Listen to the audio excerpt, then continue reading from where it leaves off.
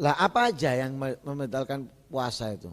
Yang membatalkan puasa itu ada 9. Yang membatalkan puasa ada 9. Yang pertama, masuknya benda ke dalam rongga yang terdapat dalam tubuh.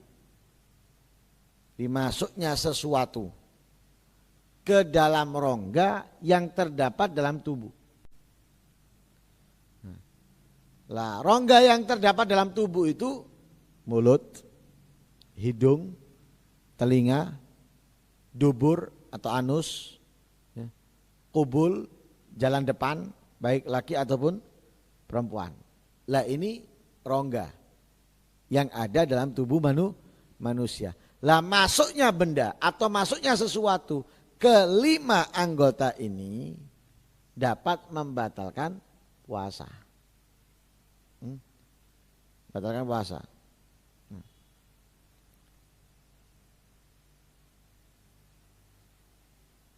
Lalat masuk, tapi itu nanti ada perinciannya itu banyak. Nah, jadi enggak seperti contoh air masuk batal. Air masuk ke telinga batal, atau air masuk ke dalam mulut batal. Makanya orang yang wudhu kan disunahkan berkumur. Nah, dalam wudhu itu disunahkan berkumur, bukan sekedar berkumur, tapi menyangatkan. Menyangatkan dalam berkumur. Menyangatkan itu, itu namanya menyangatkan dalam berkumur. Lah itu kalau tidak puasa. Kalau puasa menyangatkan itu makruh. Kenapa? Ditakutkan ada yang masuk. Kalau masuk batal puasanya. Loh enggak sengaja, saya kan berkumur. Loh iya, kamu enggak sengaja. Kamu berkumur. Tapi itu adalah kesalahan sudah. Karena itu dimakruhkan. Ya, mestinya hanya apa? Hanya biasa. Luar. Tapi kalau disangatkan, ada yang masuk walaupun tidak sengaja batal. Di telinga juga gitu. Adapun mata, enggak. Lu mata ada lubangnya kecil. Makanya kalau kita tetes mata, kadang itu terasa di sini. Tapi tidak membatalkan. Karena tidak termasuk dari rongga yang dapat membatalkan. Yang masuk rongga tadi kan mulut, hidung, telinga, ya, anus, dan lubang kemaluan. Lubang kemaluan, jalan depan, baik laki atau perempuan. Ya, kalau mata tidak, kita pakai celak, kadang terasa di sini, tapi tidak membatalkan. Ya, nah, membatalkan soro air, wudhu apa? Ya, wudhu itu harus mengalirkan air, mau nggak mau kena mata. Nah, kadang kalau ada keteknya, tangi turu harus dihilangkan. Kalau enggak nggak bisa kena air, lah air masuk. Nah, ini nggak masalah.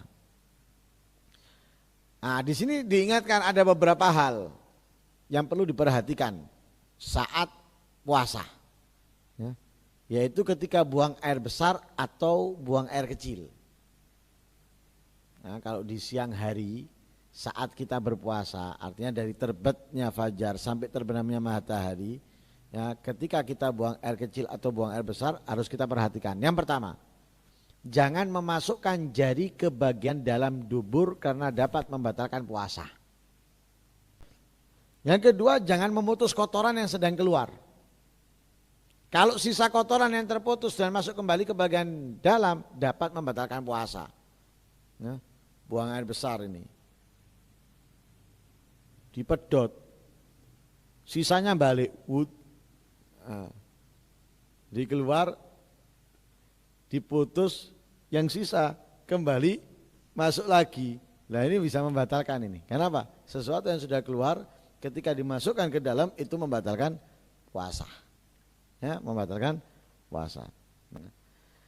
Jangan buang air besar dengan cara menempelkan bagian dubur ke dalam air. Ini kalau buang air besarnya dikali, ya, dikali. Nah, ini kan masih ada sebagian daerah yang buang air besarnya itu dikali. Nah, kalau sampai duburnya itu nempel di air, apalagi masuk sambil buang air, loh ini airnya ada air yang masuk. Ada air yang masuk dapat membatalkan puasa. Kemudian bagi wanita jika buang air kecil saat cebok agar pelan-pelan dan berhati-hati jangan sampai ada air yang masuk pada bagian dalam. Demikian juga jangan memasukkan jari ke bagian dalam vagina. Yang dimaksud bagian dalam adalah dalam masalah vagina adalah bagian yang tidak terlihat dari vagina ketika jongkok. Jadi ketika jongkok tidak terlihat dari bagian vagina. Lah jangan sampai tangan itu masuk ke dalam itu atau air itu masuk ke bagian dalam tersebut. Jadi harus hati-hati. Lah hukumnya suntik bagaimana atau infus saat Ramadan, saat puasa. Di sini disebutkan para ulama berbeda pendapat dalam mengenai hukum suntik dan infus. Ada yang menyatakan membatalkan secara mutlak. Jadi suntik atau infus sebagian ulama mengatakan batal. Wis tanpa perincian apapun sudah, tanpa perincian apapun batal. Tapi ada yang berpendapat tidak membatalkan secara mutlak. Dalam arti ada perinciannya. Apa perinciannya? Jika dapat membuat tubuh merasa segar layaknya sehabis makan, maka membatalkan. Seperti infus. Infus itu kan membuat tubuh segar, membatalkan. Tapi kalau suntik kan tidak membuat tubuh segar. Ya, beda. Kalau infus itu membuat tubuh seperti kenyang. Kalau suntik biasa, ya, seperti biasanya didobur atau semisalnya itu tidak membuat tubuh kenyang. Nah, itu tidak membatalkan menurut perincian. Tapi untuk berhati-hati sebaiknya suntik atau infus ya, tidak dilakukan di siang hari melainkan dilakukan di waktu malam untuk menjaga ya, perbedaan pendapat antara ulama. Nah, itu kalau memang tidak mendesak. Tapi kalau keadaannya mendesak, ya lakukan dan untuk hati-hati qadha. Untuk hati-hati qadha. Jadi kalau keadaannya mendesak, lakukan suntik atau infus, tapi sambil diqadha'i nanti untuk hati-hati. Kemudian hukum dahak atau riya. Jika berada pada batas luar, yaitu makhrajnya huruf ha, maka wajib untuk diludahkan. Jika ditelan dapat membatalkan puasa. Jadi kalau riyaknya itu sudah keluar ke bagian atas, huruf ha, ha kan sudah di atas, itu harus dikeluarkan. Nah, dikeluarkan. Ya, kalau memang dipaksa dikeluarkan nggak bisa, ya nggak apa-apa. Tapi kalau bisa dikeluarkan ya dikeluarkan, nggak boleh ditelan lagi. Kalau ditelan lagi batal puasanya. Tapi kalau masih di dalam huruf kha di bawahnya itu, huruf kha di bawahnya, lah itu nggak wajib dikeluarkan, boleh ditelan lagi. Ya, boleh ditelan lagi.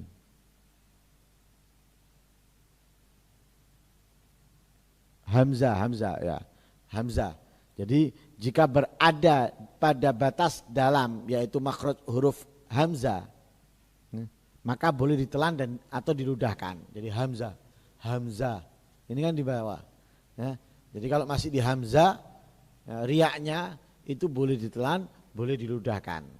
Ya. Tapi kalau di huruf ha sudah harus dikeluarkan. Hukum masuknya air secara tidak sengaja ketika mandi. Hukum masuknya air secara tidak sengaja ketika mandi. Yang pertama, jika mandi yang dilakukan termasuk mandi yang diperintahkan oleh agama, baik fardu seperti mandi janabat atau sunnah seperti mandi untuk menghadiri sholat Jumat, maka tidak membatalkan puasa kecuali jika mandi dengan cara mencebur ke dalam air, ya, berenang, menyelam. Nah, itu baru membatalkan. Tapi kalau tidak menyelam, ya, tidak berendam, nyiram, mandi Jumat misalnya atau mandi jenabat, ada air yang masuk ke hidung ke telinga misalnya, nggak batal. Kenapa? Karena mandinya dianjurkan dalam syariat. Tapi kalau jika mandi yang dilakukan tidak diperintahkan oleh agama, nah, seperti hanya mandi untuk menyegarkan tubuh, untuk membersihkan tubuh misalnya. Dan ini ketika ada air yang masuk ke rongga yang terbuka dalam manusia, maka membatalkan puasa. Hukum masuknya benda ke dalam telinga. Menurut pendapat yang kuat dalam mazhab Imam Syafi'i, masuknya benda melalui telinga dapat membatalkan puasa. Namun menurut Imam Abu Ali As-Sinji, Qadhi Husain dan Imam Al-Fawrani tidak membatalkan puasa. Pendapat ini telah ditashih oleh Imam Al-Ghazali. Jadi masuknya sesuatu ke dalam telinga menurut mazhab Imam Syafi'i itu dapat membatalkan puasa. Masuk ke dalam ya. Kalau masih di luar gini nggak masalah. Tapi kalau ke dalam baru membatalkan. Ke dalam itu sekiranya ujung jari ini masuk. Lah ini sudah bagian dalam ini. Ketika ujung jari ini masuk ini sudah bagian dalam. Nah, tapi kalau masih di luar nggak masalah, nggak masalah. Tapi kalau bagian dalam, artinya cotton bud. Kalau cotton bud itu kan biasanya di bagian dalam itu membatalkan. Kalau menurut Imam Syafi'i. Tapi beberapa ulama ya seperti contohnya di sini yang disebutkan Abu Ali As-Sinji, Qadhi Husain, Imam Fawrani yang ditashih oleh Imam Ghazali ya itu tidak membatalkan. Nah ini yang pertama dari yang membatalkan puasa. Insya Allah kita lanjutkan di pertemuan berikutnya.